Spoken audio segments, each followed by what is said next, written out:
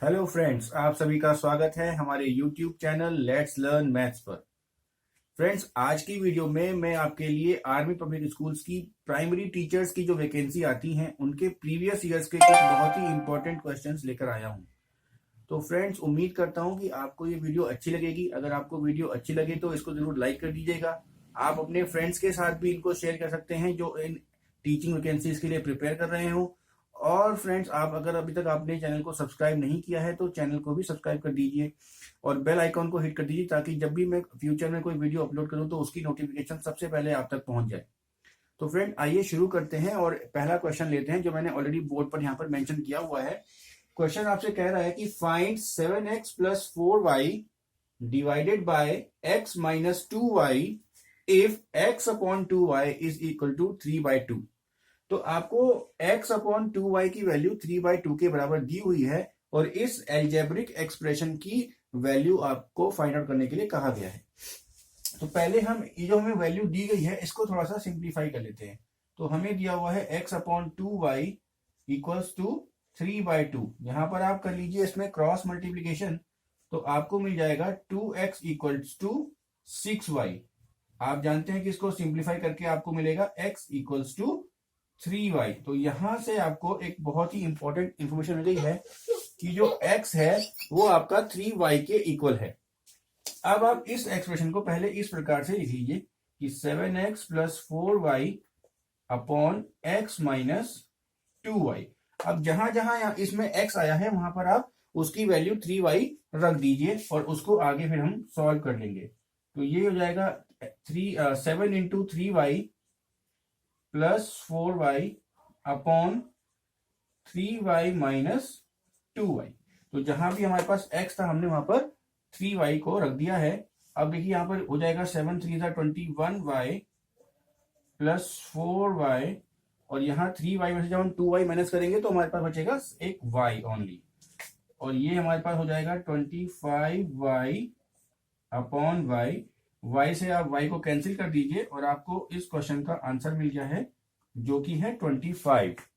तो उम्मीद करता हूं फ्रेंड्स आपको ये क्वेश्चन अच्छे से समझ में आ गया होगा। अगर आपका कोई भी डाउट इस क्वेश्चन में अभी भी बाकी रह गया है तो आप जरूर कमेंट सेक्शन में मेंशन कर दीजिएगा और मैं जल्द से जल्द आपकी प्रॉब्लम का सॉल्यूशन आपको कमेंट सेक्शन में या एक और वीडियो बनाकर जल्द से जल्द मैं आपको सॉल्यूशन दे दूंगा। तो आइए फ्रेंड, चलते हैं अगले क्वेश्चन पे। जो मैंने यहाँ पर एक पेपर पर नोट करके रखे हुए हैं।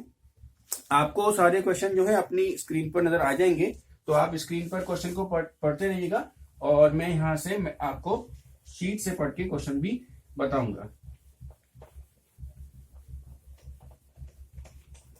तो जो हिंदी मीडियम के कैंडिडेट्स हैं उनके लिए बता दूं कि हालांकि क्वेश्चन मेरे पास जो लिखे हुए हैं वो इंग्लिश में लिखे हुए हैं, लेकिन मैं उनको हिंदी में भी ट्रांसलेट कर दूंगा ताकि आपको क्वेश्चन अच्छे से समझ में आ जाए।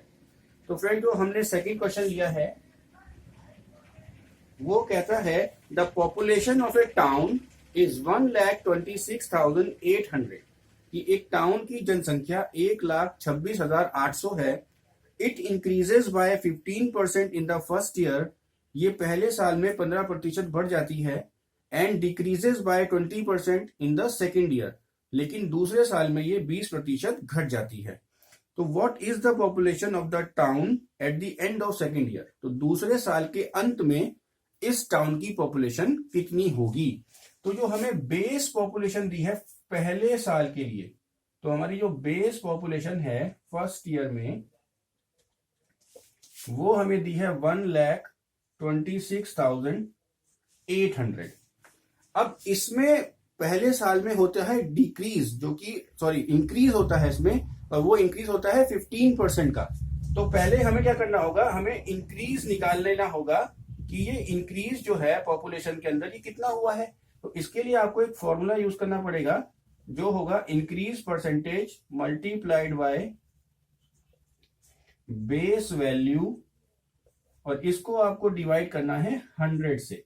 तो इस फॉर्मूले का इस्तेमाल करके आप इंक्रीज निकाल पाएंगे कि पॉपुलेशन में रियल अमाउंट में कितना इंक्रीज हुआ है। तो आप ये वैल्यू रख दीजिए, इंक्रीज परसेंटेज हमारा है 15 और बेस वैल्यू हमारी है 1,26,800। इसको आप डिवाइड कर दीजिए 100 से, ये 2 जीरो से 2 जीरो कैंसिल हो जाएंगे और अब आप इसकी मल्टीप्लाई कर दीजिए 15 से, तो आपको मिलेगा, ये आपको मिल जाएगा 19,020। तो जब हम इनकी मल्टीप्लाई करते हैं तो इसका मतलब पहले साल के आखिरी में जो पॉपुलेशन हो गई होगी वो क्या हो गई होगी, इसमें आप 19,020 ऐड कर दीजिए, तो ये आपको मिल जाएगा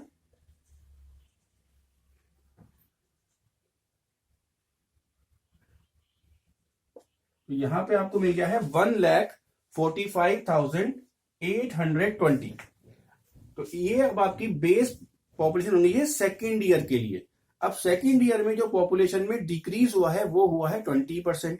तो अब हमें अगेन निकालना होगा कि एक्चुअल में 20% से कितना जो है पॉपुलेशन में गिरावट आई होगी। तो अब हमें यहाँ पर इंक्रीज की जगह जो निकालना है वो निकालना है डिक्रीज। तो हम यहाँ पर शॉर्ट में लिख देते हैं डिक्रीज परसेंटेज। अब आप देखिए कि डिक्रीज हमारा जो हो रहा है वो हो रहा है 20%।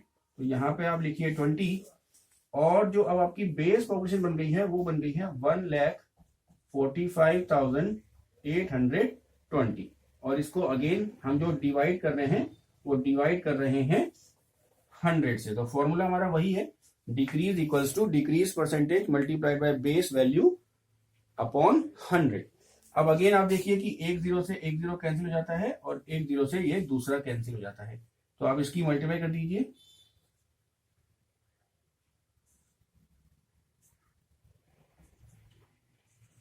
तो इतना जो है पॉपुलेशन में सेकेंड ईयर के लिए डिक्रीज हुआ है। तो अब आप देखिए कि शुरुआत में, दूसरे साल के शुरुआत में जो पॉपुलेशन थी वो थी इतनी, और साल खत्म होते होते उसमें जो डिक्रीज हो गया है वो हो गया है इतना। तो साल के अंत में कितनी पॉपुलेशन होगी, अब आप यहां पर इसको सब्ट्रैक्ट करके अपना आंसर निकाल लीजिए कि इस साल के अंत में जो ये पॉपुलेशन रही होगी वो कितनी रही होगी। तो आंसर हमारा जो आ गया है फ्रेंड्स वो है 1,16,656। तो इस टाउन की population at the end of second year, दूसरे साल के अंत में इतनी हो जाएगी। तो उम्मीद करता हूं कि आपने ये क्वेश्चन अच्छे से समझ लिया है फ्रेंड। हम चलते हैं अगले क्वेश्चन की तरफ। अगेन क्वेश्चन आपको स्क्रीन पर शो हो जाएगा फ्रेंड, तो आप स्क्रीन से क्वेश्चन को आराम से पढ़ सकते हैं। बाकी मैं क्वेश्चन को भी पढ़कर उसको हिंदी में भी ट्रांसलेट कर देता हूं। तो नेक्स्ट क्वेश्चन जो हमने लिया है वो कहता है कि if a boat is moving in upstream with velocity of 14 kilometre per hour and goes downstream with a velocity of 40 kilometre per hour, then what is the speed of the stream. तो यहां पर आपको एक धारा और boat यानी नाव का question आया है। ये कह रहा है कि जब नाव धारा के विरुद्ध जा रही है यानी अपस्ट्रीम जा रही है, तो उस वक्त बोट की जो स्पीड है वो 14 किलोमीटर पर आवर है, यानी 14 किलोमीटर प्रति घंटा है। लेकिन जब बोट धारा के साथ जा रही है, धारा की दिशा में ही जा रही है, तो उस वक्त जो गति है बोट की वो है 40 किलोमीटर प्रति घंटा। तो हमें मालूम करना है कि जो स्ट्रीम है उसकी गति कितनी है। तो आप इस क्वेश्चन को ऐसे समझ लीजिए कि मान लीजिए धारा है और इस धारा में एक बोट जो है वो जा रही है, मान लीजिए ये बोट है। अब हम मान लेते हैं कि धारा की जो दिशा है वो इस तरफ है। तो जब हम अपस्ट्रीम की बात करेंगे तो अपस्ट्रीम का मतलब होता है धारा के अगेंस्ट जाना, स्ट्रीम के अगेंस्ट जाना, अपोजिट डायरेक्शन जाना। तो जब ये अपोजिट डायरेक्शन में जा रहा है तो आपको जो बोट की स्पीड दी है वो दी है 14 किलोमीटर पर आवर, और जब ये जा रहा है डाउन स्ट्रीम यानी धारा की दिशा में ही, तब आपको इसकी स्पीड दी गई है 40 किलोमीटर पर आवर। तो हमें इस धारा की स्पीड को मालूम करना है। तो हम मान लेते हैं कि जो स्ट्रीम की स्पीड है वो है x और बोट की स्पीड है y। अब ध्यान देने वाली बात यह है कि जब बोट अपस्ट्रीम जाएगी तो उसको धारा की गति से तेज चलना होगा, तभी तो वो धारा में आगे बढ़ पाएगा। अगर उसकी गति धारा से कम रहेगी या धारा के बराबर भी रहेगी तो वो उसी जगह पे रहेगा, या फिर आगे जाने की बजाय उल्टा पीछे जाएगा। तो अगर उसकी गति ज्यादा होगी तभी वो धारा में आगे बढ़ पाएगा। तो ये जो 14 किलोमीटर पर आवर दिया गया है, ये वही आपको वैल्यू दी गई है कि बोट की जो गति है, वेलोसिटी है, वो धारा से कितनी ज्यादा है। तो ये धारा की गति और बोट की गति का एक्चुअल में अंतर है। तो ये आपको दिया हुआ है x minus Y equals to 14।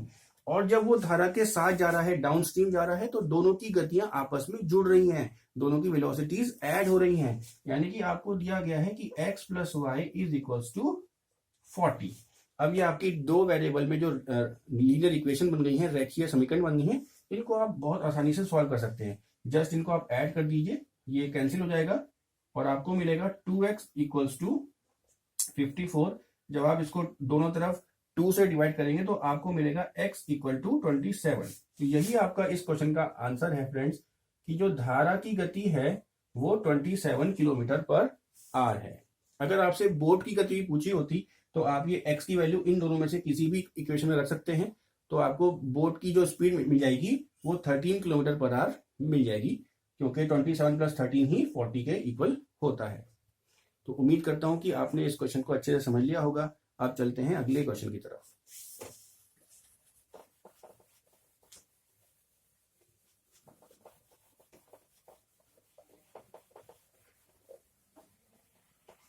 तो नेक्स्ट क्वेश्चन जो फ्रेंड हमने लिया है वो कहता है, how many meshes are there in 1 square metre of wire gauge if each mesh is 8 millimetre long and 5 millimetre wide. Question आपसे कह रहा है कि एक जाली है, तार से बनी हुई जाली है जिसका एरिया 1 स्क्वायर मीटर है। तो उस जाली में कितने खाने बने होंगे, जबकि एक खाना 8 मिलीमीटर लंबा है और 5 मिलीमीटर चौड़ा है। तो आप क्वेश्चन को ऐसे समझिए कि एक जाली आपको दी गई है जो कि स्क्वायर शेप में है, और इसका जो एरिया आपको दिया गया है वो 1 स्क्वायर मीटर दिया गया है। अब ऑब्वियसली इसमें जो मैशेस बने होंगे वो कुछ इस प्रकार बने होंगे, इसमें खाने बने होंगे। तो इस प्रकार की एक जाली है। तो अब ये इसमें खाने कितने हैं वो हमें कैलकुलेट करने हैं। अब क्योंकि आप जानते हैं कि किसी भी एरिया का जो स्क्वायर होता है वो होता है, स्क्वायर का जो एरिया होता है वो होता है साइड इंटू साइड। तो अगर इसका इस जाली का एरिया 1 मीटर स्क्वायर है, दैट मीन्स इसकी जो साइड रही होगी वो 1 मीटर रही होगी। तो तभी तो एरिया 1 इंटू 1 मीटर स्क्वायर आया होगा। अब लेकिन जो हमें एक मैश की जो डायमेंशंस दी गई हैं वो दी गई हैं मिलीमीटर में। तो आप क्या कीजिए, इसको भी मिलीमीटर में कन्वर्ट कर लीजिए। तो 1 मीटर में होते हैं 1000 मिलीमीटर, ये तो आपको मालूम ही है, तो इसको मुझे बताने की कोई जरूरत नहीं है। अब आप क्या कीजिए, हमें निकालना है नंबर ऑफ मैशेस। तो उसको निकालने के लिए आपको क्या करना होगा, इस जाली के एरिया को आपको एक मैश के एरिया से डिवाइड करना होगा। तो मैश का एरिया निकालेंगे लेंथ इंटू ब्रेथ करके। तो लेंथ आपको दे रखी है 8 मिलीमीटर और ब्रेथ आपको दे रखी है 5 मिलीमीटर। अब आप जस्ट इनको डिवाइड कर लीजिए और आपको नंबर ऑफ मैशेस बड़े आराम से यहाँ पर मिल जाएगा। आप देखिए इसको डिवाइड कर सकते हैं।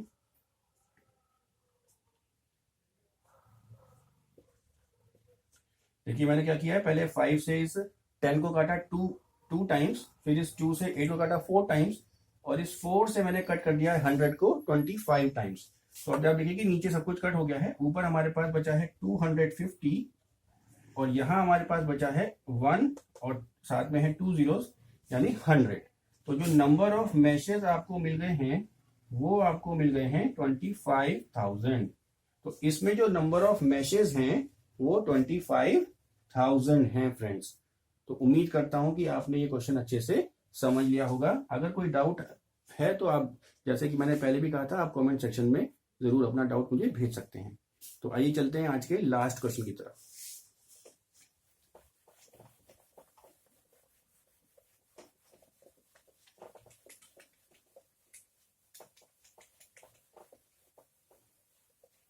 तो जो लास्ट क्वेश्चन मैंने लिया है फ्रेंड वो आपको अभी स्क्रीन पर दिख जाएगा।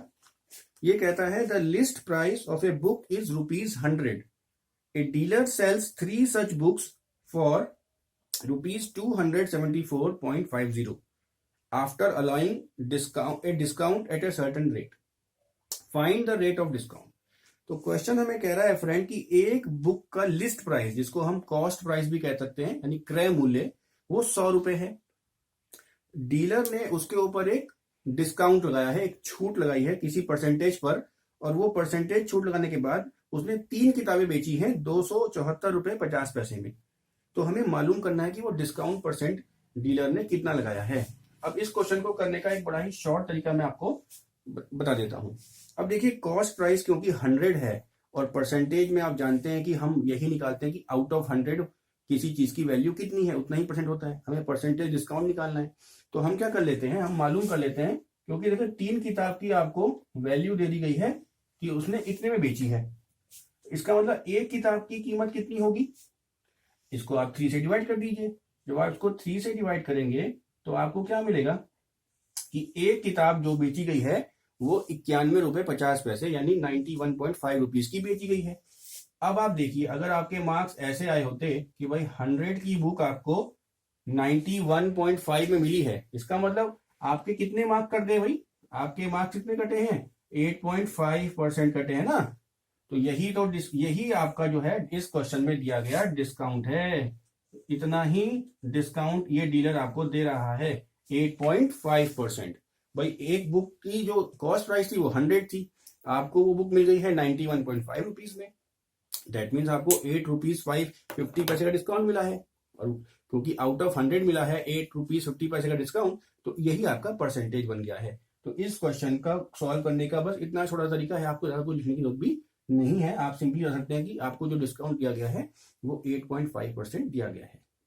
तो उम्मीद करता हूं फ्रेंड जो 5 क्वेश्चन मैंने आज इस वीडियो में लिए थे वो सभी आपको अच्छे से समझ में आ गए हैं और आपने इनको अच्छे से नोट भी कर लिया है, और मुझे उम्मीद है कि आप इनकी प्रैक्टिस भी समय समय पर करते रहेंगे ताकि आपकी जो नॉलेज है बिल्कुल पुख्ता हो जाए और एग्जाम तक आपको याद रहे। अभी भी अगर आपके कोई डाउट्स है फ्रेंड्स तो जरूर कमेंट करके मुझे बताइएगा, मैं आपके सारे डाउट्स क्लियर करने की कोशिश करूंगा। तो मिलते हैं अगली वीडियो में ऐसे ही कुछ और इंटरेस्टिंग क्वेश्चंस के साथ। Good bye.